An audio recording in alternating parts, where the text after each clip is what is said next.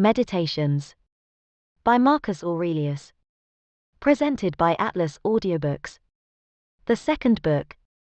I remember how long thou hast already put off these things, and how often a certain day, and hour as it were, having been set unto thee by the gods, thou hast neglected it. It is high time for thee to understand the true nature both of the world, whereof thou art a part, and of that Lord and Governor of the world, from whom, as a channel from the spring, thou thyself didst flow, and that there is but a certain limit of time appointed unto thee, which if thou shalt not make use of to calm, and allay the many distempers of thy soul, it will pass away, and thou with it, and never after return. Aye, let it be thy earnest and incessant care as a Roman and a man to perform whatsoever it is that thou art about, with true and unfeigned gravity, natural affection, freedom and justice, and as for all other cares and imaginations, how thou mayest ease thy mind of them. Which thou shalt do, if thou shalt go about every action as thy last action, free from all vanity, all passionate and wilful aberration from reason, and from all hypocrisy, and self-love, and dislike of those things, which by the fates or appointment of God have happened unto thee. Thou sayest that those things, which for a man to hold on in a prosperous course, and to live a divine life, are requisite and necessary, are not many, for the gods will require no more of any man, that shall but keep and observe these things. Aye, do, soul, do, abuse and contemn thyself, yet a while, and the time for thee to respect thyself, will be at an end.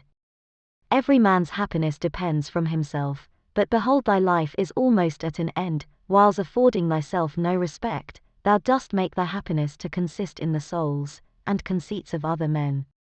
Why should any of these things that happen externally, so much distract thee? Give thyself leisure to learn some good thing, and cease roving and wandering to and fro. Thou must also take heed of another kind of wandering, for they are idle in their actions, who toil and labor in this life, and have no certain scope to which to direct all their motions and desires. For not observing the state of another man's soul, scarce was ever any man known to be unhappy. Tell whosoever they be that intend not, and guide not by reason and discretion the motions of their own souls, they must of necessity be unhappy. 6. These things thou must always have in mind: what is the nature of the universe, and what is mine in particular, this unto that what relation it hath, what kind of part, of what kind of universe it is, and that there is nobody that can hinder thee, but that thou mayest always both do and speak those things which are agreeable to that nature, whereof thou art a part. 7. Theophrastus, where he compares sin with sin as after a vulgar sense such things I grant may be compared, says well, and like a philosopher, that those sins are greater which are committed through lust, than those which are committed through anger. For he that is angry seems with a kind of grief and close contraction of himself, to turn away from reason, but he that sins through lust, being overcome by pleasure, doth in his very sin bewray a more impotent and unmanlike disposition. Well then, and like a philosopher doth he say, that he of the two is the more to be condemned, that sins with pleasure, than he that sins with grief.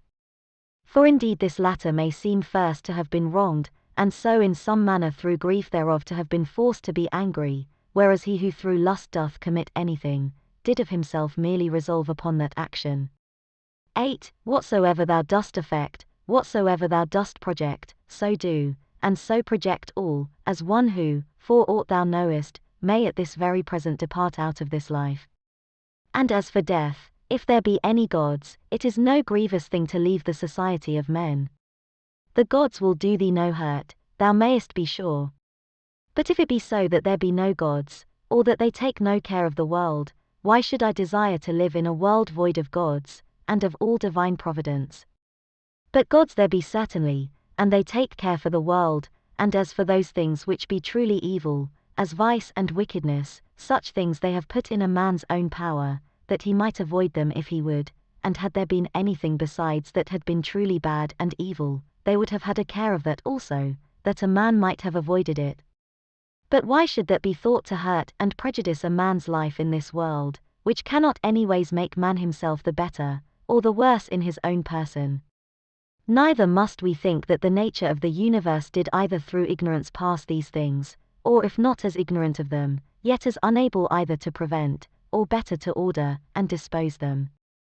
It cannot be that she through want either of power or skill, should have committed such a thing, so as to suffer all things both good and bad, equally and promiscuously, to happen unto all both good and bad.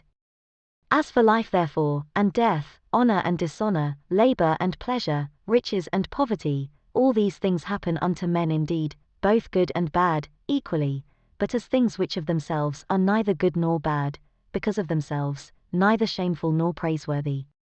9. Consider how quickly all things are dissolved and resolved, the bodies and substances themselves, into the matter and substance of the world, and their memories into the general age and time of the world.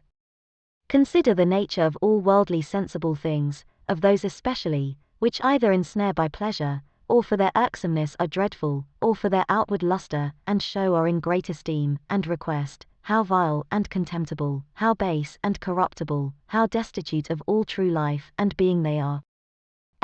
It is the part of a man endowed with a good understanding faculty, to consider what they themselves are in very deed, from whose bare conceits and voices, honor and credit do proceed, as also what it is to die, and how if a man shall consider this by itself alone, to die, and separate from it in his mind all those things which with it usually represent themselves unto us, he can conceive of it no otherwise than as of a work of nature, and he that fears any work of nature, is a very child.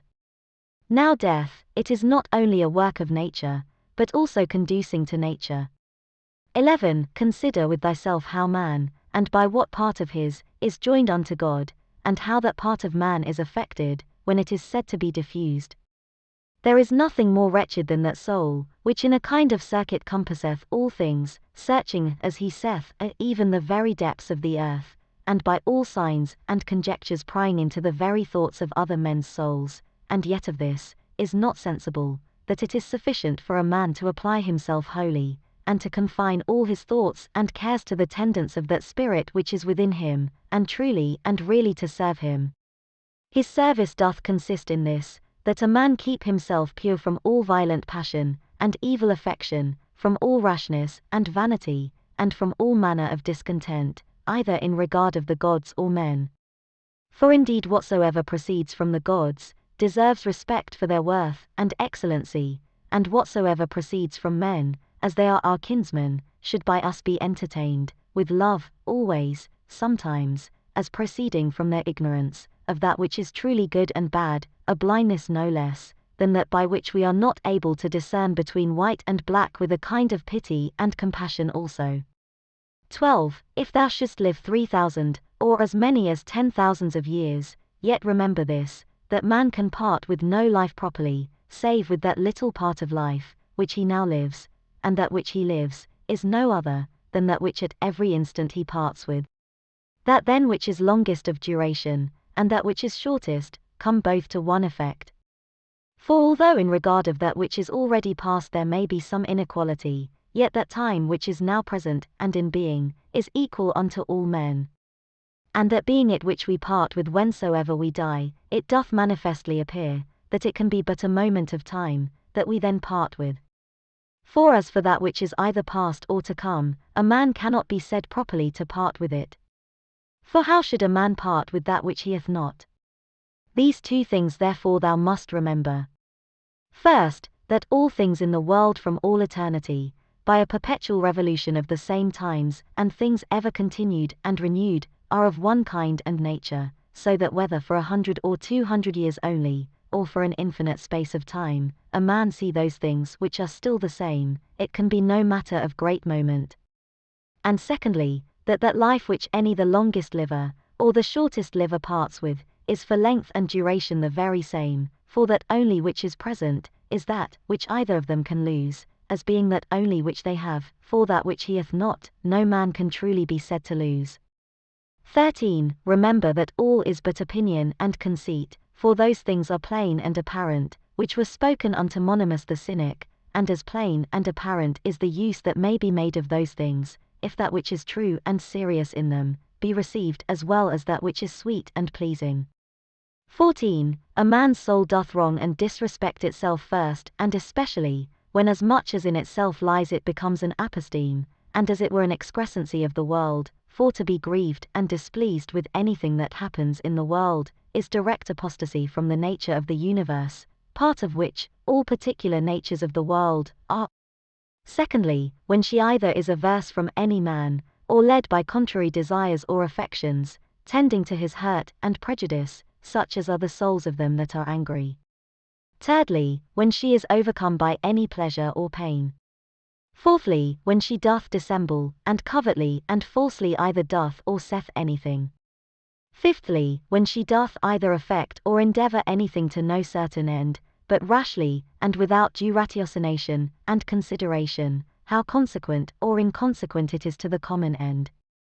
For even the least things ought not to be done, without relation unto the end, and the end of the reasonable creatures is, to follow and obey him, who is the reason as it were, and the law of this great city, and ancient commonwealth. Ixver, the time of a man's life is as a point, the substance of it ever flowing, the sense obscure, and the whole composition of the body tending to corruption. His soul is restless, fortune uncertain, and fame doubtful, to be brief, as a stream so are all things belonging to the body, as a dream, or as a smoke, so are all that belong unto the soul. Our life is a warfare, and a mere pilgrimage. Fame after life is no better than oblivion. What is it then that will adhere and follow? Only one thing, philosophy.